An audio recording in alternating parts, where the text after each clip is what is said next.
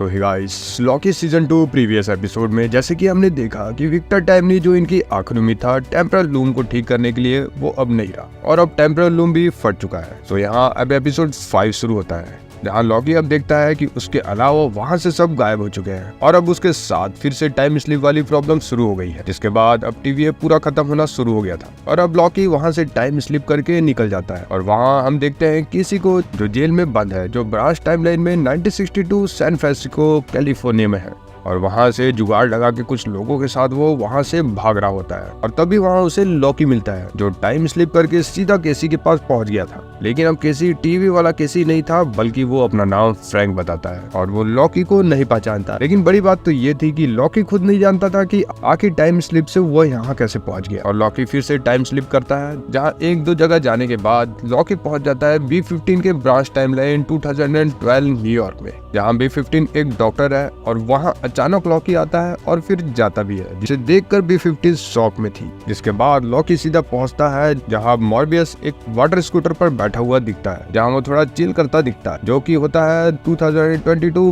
Branch timeline Cleveland Ohio में, जहाँ वो वाटर स्कूटर बेचने का काम करता है। और अब वहाँ लॉकी आ जाता है और लॉकी उससे बोलता है टीवी अब नहीं रहा। लेकिन अब मॉर्बियस भी टीवी से बिल्कुल अनजान होता है और फिर लॉकी अचानक वहाँ से भी टाइम स्लिप कर जाता है और फिर हमें ओरोबोरस को दिखाया जाता है 1994 ब्रांच टाइमलाइन पसेंदा कैलिफोर्निया, जहाँ वो एक राइटर है और वहाँ वो अपनी ही लिखी हुई बुक वहाँ खरीदता हुआ दिखता है। और क्योंकि वहाँ उस समय में कोई साइंस फिक्शन पर लिखी बुक को खरीदना नहीं चाहता था, तो उसकी पूरी बुक उसे वापस कर दी जाती है और फिर लॉकी ओरोबोरस से मिलता है और जहाँ हमें पता चलता है कि ओरोबोरस दरअसल एक साइंटिस्ट बनना चाहता है, फिलहाल अपना खर्चा निकालने के लिए बुक्स राइटिंग का काम कर रहा है। लेकिन फिर लॉकी उसे बोलता है कि हो सकता है कि तुम मेरी बातों पर विश्वास ना करो, लेकिन ओरोबोरस उसकी बातों को समझता है क्योंकि उसका दिमाग एक साइंटिस्ट का दिमाग होता है और वो लॉकी से बोलता है कि तुम्हें फोकस करना चाहिए कि तुम आखिर टीवी को क्यों बचाना चाहते हो। और फिर लॉकी उसके ऊपर फोकस करने लगता है। इसमें उसका डांस कुछ खास काम नहीं आता और फिर वहाँ ओरोबोरस भी कुछ तरीके अपनाता है जिससे वो टाइम स्लिप करना ठीक से सीख सके, लेकिन वो उसमें फेल हो जाता है। इसके बाद ओरोबोरस एक एग्जांपल देकर बोलता है कि अगर तुम अपने दोस्तों को भी एक जगह इकट्ठा कर लो तो इनके टेम्परल ऑरा का यूज कर हम टीवी में पहुंचने के लिए कर सकते हैं। जैसे कि लॉकी ने ओरोबोरस को बताया था कि वो एक पल के लिए टीवी में गया था, तो हो सकता है कि टीवी अभी भी कहीं एग्जिस्ट करता हो।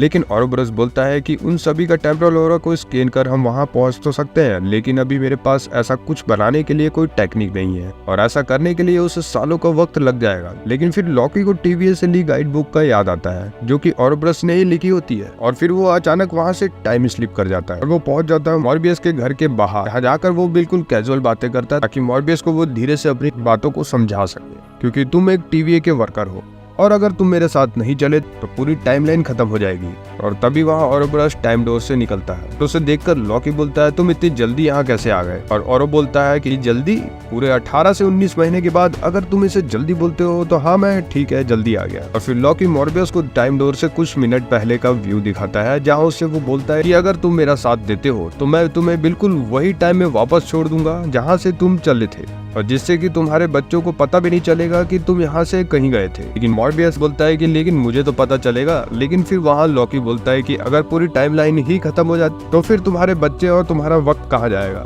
जिसके बाद मॉर्बियस तैयार हो जाता है चलने के लिए और जिसके बाद लॉकी B15 केसी को किसी भी तरीके से मना कर ले आता है। लेकिन अब यहाँ बच जाती है सिल्वी और वहाँ लॉकी सिल्वी को लेने पहुँचता है, ये सोच कर कि वो भी उसे नहीं पहचानेगी। लेकिन यहाँ सिल्वी लॉकी को पहचानती है और तभी लॉकी टाइम स्लिप होने वाला होता है, लेकिन वो कहीं जाता नहीं, वहीं रहता है, जिसे देखकर सिल्वी बोलती है चलो हम ड्रिंक करने चलते हैं। जिसके बाद दोनों के बीच टीवी को बचाने को लेकर बात होती है, लेकिन सिल्वी अब बोलती है कि उसे ऐसा कुछ नहीं करना है, वो बस यहीं रहकर अपनी लाइफ एंजॉय करना चाहती है। और वो लॉकी से बोलती है कि तुम टीवी को क्यों बचाना चाहते हो। तो लॉकी बोलता है कि उसे बस अकेला नहीं रहना और वो अपने दोस्तों को बचाना चाहता है। लेकिन सिल्वी यहाँ उसे बोलती है कि तुम भी तो ये अपने लिए ही कर रहे हो और तुम उन सबको अपनी लाइफ से हटाकर ये सब करना चाहते हो, जबकि जानते हो कि वो सब वहाँ खुश है। और फिर लॉकी वापस आकर सबको अपनी टाइमलाइन में वापस जाने के लिए बोल देता है और तभी सिल्वी एक शॉप में जाती है जहाँ वो सॉन्ग सुन रही होती है। तभी वहाँ की टाइमलाइन खत्म होने लग जाती है और वहाँ सब कुछ खत्म हो इसके पहले वो टाइम डोर से निकलकर लॉकी के पास चले जाती है और उसे बोलती है कि हमें इसे रोकना ही होगा क्योंकि अब सब कुछ खत्म हो रहा है। और तभी वहाँ धीरे धीरे सभी खत्म होने लग जाते हैं और आखिर में सिल्वी भी खत्म होती है। और तभी हम देखते हैं कि लॉकी जोर लगाकर टाइम स्लिप से वापस वहीं आ जाता है जहाँ सिल्वी ने एंट्री की थी